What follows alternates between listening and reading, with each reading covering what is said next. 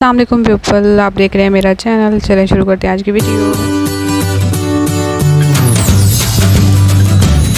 تو آج میں آپ کے ساتھ سویٹ ڈش کی ریسیپی شیئر کر رہی ہوں جو کہ میری پرسنل فیوریٹ ہے۔ اگر آپ اس کو گھر پہ بنائیں گے تو مجھے پورا یقین ہے کہ آپ کو بھی یہ بہت زیادہ پسند آئے گی، جو کہ ہے لبی شیریں ریسیپی۔ کچھ لوگ اسے دودھ دلاری بھی کہتے ہیں، جو آپ کو اچھا لگے آپ اس کو نام دے سکتے ہیں۔ ٹھیک ہے، شروع کرتے ہیں اس کی انگریڈینٹ سے۔ سب سے پہلے ہمارے پاس ہے دودھ، جو کہ میں نے 1.5 لیٹر لیا ہے۔ گھر کا بھینس کا دودھ ہے، آپ چاہے تو آپ باہر کا اولپر کا دودھ بھی لے سکتے ہیں۔ ٹھیک ہے، اس کے بعد ہمارے پاس ہیں چھوٹے والے رسگلے، جس کو میں نے ہاف کٹ کر کے رکھ لیا تھا۔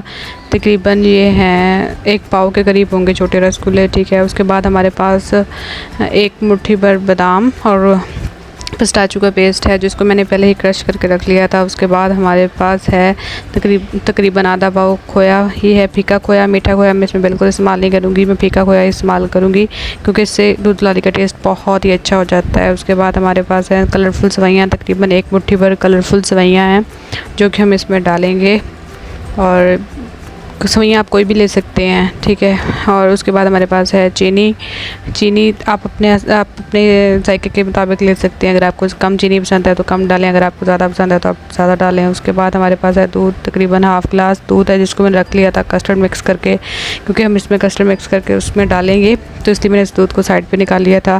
اس کے بعد ہمارے پاس آل پر کی کریم، آپ چاہیں تو آپ نیشنل کی یا پھر کسی بھی اور حبیب کی کریم لے سکتے ہیں۔ میرے پاس آل پر کی کریم ہے۔ اس کے بعد ہمارے پاس رفان کا کسٹرڈ ہے، ونیلا کسٹرڈ آپ نے لینا ہے، آپ چاہے تو آپ نیشنل کا ونیلا کسٹرڈ بھی لے سکتے ہیں، لیکن میرے پاس اس وقت رفان کا کسٹرڈ ہے، کیونکہ میں رفان کے ہی کسٹرڈ موسٹلی یوز کرتی ہوں اپنی کسی بھی ریسیپی کو بنانے کے لیے۔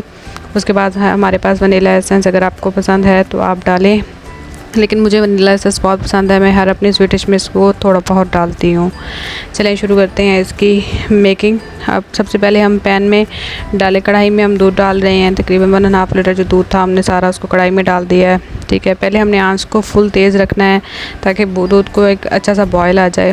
ٹھیک ہے، آنچ میری اس وقت فل تیز ہے۔ جب اس دودھ کو ایک بوائل آ جائے گا تو ہم اس کی آنچ کو ہلکا کر دیں گے۔ ٹھیک ہے، بوائل آنے کے بعد ہم اس کی آنچ کو ہلکا کریں گے، اور اس کو ہلکی آنچ پہ تقریباً 10 سے 12 منٹ کے لیے پکائیں گے، تاکہ یہ دودھ اپنی کوانٹٹی میں تھوڑا سا خشک ہو جائے اور گاڑھا ہو جائے۔ ٹھیک ہے، اب دیکھیں جیسے آپ نے دیکھا کہ دودھ میں بوائل آ چکا ہے، اور اب میں چولہے کو بالکل لو کر دوں گی، اور اس کو لو سپیڈ پہ، میں نے آپ کو بتایا تھا کہ میں اس کو 8 سے 10 یا 12 منٹ تک میں اس کو پکاؤں گی، تاکہ دودھ اچھا سا گاڑھا ہو جائے۔ اس کے بعد ہم اس میں اگلے انگریڈینٹس ڈالیں گے۔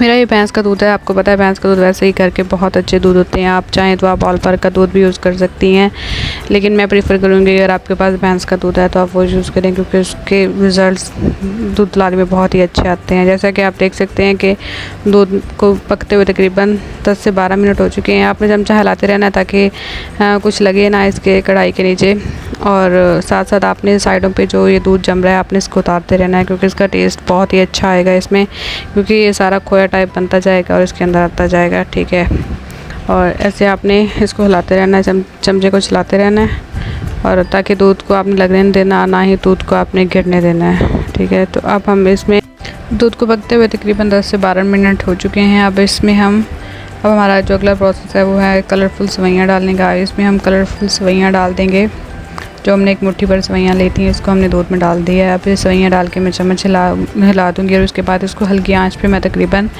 مزید 7 سے 8 منٹ پکنے کے لیے چھوڑ دوں گی، تاکہ سوئیاں گل جائیں، اچھی طریقے سے پک جائیں۔ ٹھیک ہے، اور جیسا کہ آپ دیکھ رہے ہیں کہ آپ نے سائڈوں پہ جو بھی دودھ جمتا جائے گا آپ اس کو اتارتے جائیں گے۔ اس میں اگلا پروسیس جو ہے، سوئیوں کو تقریباً 7 سے 8 منٹ ہو چکے ہیں۔ اب میں دودھ میں کسٹرڈ ڈال رہی ہوں، میں نے صرف 2 چمچ ہی کسٹرڈ ڈالنے ہیں، کیونکہ ہم نے اس کو زیادہ گاڑھا نہیں کرنا۔ آپ نے صرف 2 چمچ ونیلا کسٹرڈ کے دودھ میں مکس کرنی ہے، اچھی طرح مکس کر لینا تاکہ کوئی لمس نہ رہیں، اور اگر لمس بن گئے تو پتہ ہے آپ کا، جب آپ اس میں ڈالو گے تو آپ کی دودھ دلاری میں بھی اس کے لمس بننے شروع ہو جائیں گے۔ اس کو اچھی طرح سے میں نے مکس کر لیا ہے۔ ٹھیک ہے، آپ نے بھی بالکل ایسی اچھی طرح سے مکس کرنا ہے تاکہ کوئی بھی لمس نہ بچے۔ اب اس کو مکس کرنے کے بعد میں اس کو سٹین کر کے اس کے اندر ڈالوں گی، تاکہ اگر کوئی لمس ہمارے اس میں بچ بھی گیا ہے تو وہ اس میں نہ جائے، ہماری دودھ دلاری کا ٹیسٹ اور اس کا ٹیکسچر بالکل اچھا رہے گا۔ میں اس کو سٹین کر کے اس میں ڈال رہی ہوں۔ آپ نے بالکل ایسے ہی سیم اس کے سٹین کر کے ڈالنا ہے، اور فوراً سے آپ نے چمچہ لانا شروع کر دینا ہے، کیونکہ آپ کو پتہ ہے کسٹرڈ دودھ میں جاتے ہی جمنے اس میں مکس ہو کے اپنے لمس بنانا شروع کر دیتا ہے، اس لیے آپ نے چمچے کو لاتے رہنا ہے۔ اور اس کسٹرڈ کو ڈال کے تقریباً ہم نے اس کو مزید 6 سے 7 منٹ کے لیے پکانا ہے تاکہ یہ گاڑھا ہو جائے، ٹھیک ہے۔ اب جیسا کہ آپ دیکھ رہے ہیں کہ کافی حد تک خشک ہو چکا ہے، اس کو تقریباً پکتے ہوئے 6 سے 8 منٹ ہو چکے ہیں۔ اب اس میں ہم چینی ڈال دیں گے۔ چینی میں نے آپ کو پہلے بھی بتایا تھا اپنے ذائقے کے حساب سے ڈالیں گے، اگر آپ کو زیادہ چینی پسند ہے تو آپ زیادہ ڈالیں، اگر کم پسند ہے تو آپ کم ڈال سکتے ہیں، ٹھیک ہے۔ اب چینی ڈال کے اس کو ہم مکس کر لیں گے۔ اس کے بعد اگر آپ کو ہے چینی کی کم ہے تو آپ اس کو چیک کر کے چینی اور بھی ڈال سکتے ہیں۔ سائڈوں سے جیسے میں نے آپ کو پہلے بھی بتایا اس کو اتارتے رہیں اور ہلکی ہلکی آنچ پہ پکنے دیں، اس کو خشک ہونے دیں، اس کا رزلٹ بہت ہی اچھے ملیں گے آپ کو، ٹھیک ہے۔ اب چینی کو ڈال کے میں نے تقریباً اس کو چینی کو مکس کر لیا تھا۔ چینی میری تھوڑی سی کم تھی میٹھا، تو میں نے اس میں مزید چینی ڈال دی تھی، ٹھیک ہے۔ اب میں اس میں 1 چٹکی ونیلا ایسنس کی ڈالوں گی۔ جیسے میں نے آپ کو پہلے بتایا کہ ونیلا ایسنس مجھے بہت ہی پسند ہے، میں اپنی ہر ریسیپی میں ونیلا ایسنس کو شیئر کرتی ہوں، ٹھیک ہے۔ اگر آپ کو پسند ہے تو آپ ڈال سکتے ہیں، اگر آپ نہ ڈالیں تو بھی کوئی مسئلہ نہیں ہے، ٹھیک ہے۔ ونیلا ایسنس میں نے اس کو ڈال دیا، میں تھوڑا سا چمچ ہلا رہی ہوں تاکہ وہ اچھی طرح اس میں مکس ہو جائے۔ اب اس میں جو ہم نے پھیکا کھویا لیا تھا، یہ پھیکا کھویا میٹھا نہیں لینا آپ نے، کیونکہ اگر میٹھا لینا ہے تو آپ نے اپنا میٹھا پہلے ہی کم رکھنا ہے، کیونکہ یہ اور میٹھا کر دے گا۔ اس کو پھیکا کھویا ڈال کے اس کو اچھی طرح مکس کر رہی ہوں، کیونکہ اس کے لمس نہ بنے، جیسے میں نے آپ کو پہلے بتایا۔ اس کو اچھی طرح سے آپ نے مکس کر لینا ہے تاکہ وہ دودھ میں اچھی طرح سے مکس ہو جائے۔ اور اگر آپ چاہیں تو آپ میٹھا کھویا بھی ڈال سکتی ہیں، لیکن میٹھا کھویا جب آپ ڈالیں گے تو آپ چینی کو پہلے ہی کم رکھیں گے، وہ نہ ہو آپ چینی کو زیادہ رکھ دیں اور پھر میٹھا کھویا ڈالیں اور آپ کی ریسیپی زیادہ ہی کچھ میٹھی ہو جائے اور کھانے میں مزہ بھی نہ آئے، ٹھیک ہے۔ اب میں نے اس کو چمچ کو تھوڑا سا چلایا ہے، ٹھیک ہے۔ اب یہ دیکھیں اس میں کھویا بالکل مکس ہو گیا ہے، تقریباً کھوئے گا اس میں پکتے ہوئے 4 سے 5 منٹ یا زیادہ سے زیادہ 6 سے 7 منٹ ہی ہوئے ہوں گے، ٹھیک ہے۔ جیسا کہ آپ دیکھ رہے ہیں، آپ نے چمچ ساتھ ساتھ ہلاتے رہنا تاکہ اس کے تلے میں کچھ بھی نہ لگے اور آپ کی ریسیپی بہت ہی اچھی بنے۔ بس دیکھیں اس میں بوائل آ رہا ہے آہستہ آہستہ، یہ ہلکی آنچ پہ ہی پک رہا ہے کیونکہ میں نے آنچ کو تیز نہیں کیا۔ یہ دیکھیں ہماری ریسیپی اب تقریباً بالکل ریڈی ہو چکی ہے۔ آگے ہمارا تھوڑا سا پروسیس ہے، بس وہ پروسیس کر کے آپ اس کو ٹرائی کریں اور سب گھر والوں کو کھلائیں۔ مجھے امید ہے اگر آپ اس کو ٹرائی کریں گے، سب کو کھلائیں گے، تو آپ کو یہ ریسیپی بہت ہی زیادہ پسند آئے گی۔ اب دیکھیں میں نے چولہے کو اپنے اسٹوو کو بند کر دیا ہے، ٹھیک ہے۔ اب میں اس کو ڈھکن دے کے اس کو روم ٹمپریچر میں لانے کے لیے اس میں رکھ دوں گی۔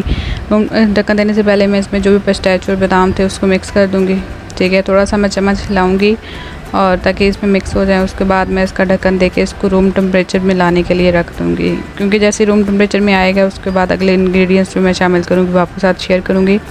یہ دیکھیں میں نے اس کو ڈھکن دے دیا اور میں نے اس کو روم ٹمپریچر پہ لانے کے لیے رکھ دیا۔ تقریباً 20 سے 25 منٹ میں یہ روم ٹمپریچر پہ آ جائے گا۔ اب یہ دیکھیں ہماری دودھ لاری روم ٹمپریچر پہ آ چکی ہے، ٹھیک ہے۔ میں نے آل پر کا اس کو میں پہلے ہلا رہی ہوں، ٹھیک ہے۔ میں نے آل پر کا کریم کا پیکٹ پہلے ہی کھول کے رکھ لیا تھا، ٹھیک ہے۔ اب ہم اس میں آل پر کی کریم مکس کر دیں گے۔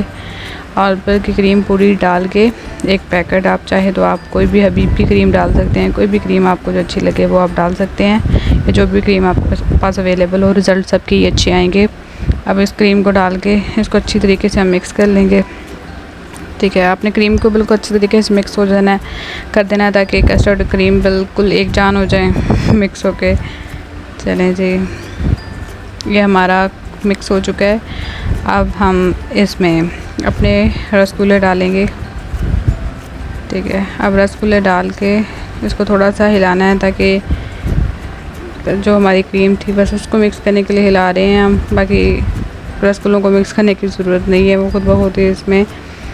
اب میں اس سارے مکسچر کو اپنے اس کنٹینر میں ڈال لوں گی، ٹھیک ہے۔ میں نے ایئر ٹائٹ کنٹینر لیا تھا اور اب ہم اس کو فریزر میں تقریباً 2 سے 3 گھنٹے کے لیے ٹھنڈا ہونے کے لیے رکھ دیں گے، اور پھر آپ اس کو اپنی فیملی کے ساتھ مل کے کھائیں۔ اگر ریسیپی اچھی لگی ہو تو میرے چینل کو سبسکرائب کریں، کمنٹ کریں، لائک کریں اور اس ویڈیو کو زیادہ سے زیادہ شیئر کریں۔ Thank you.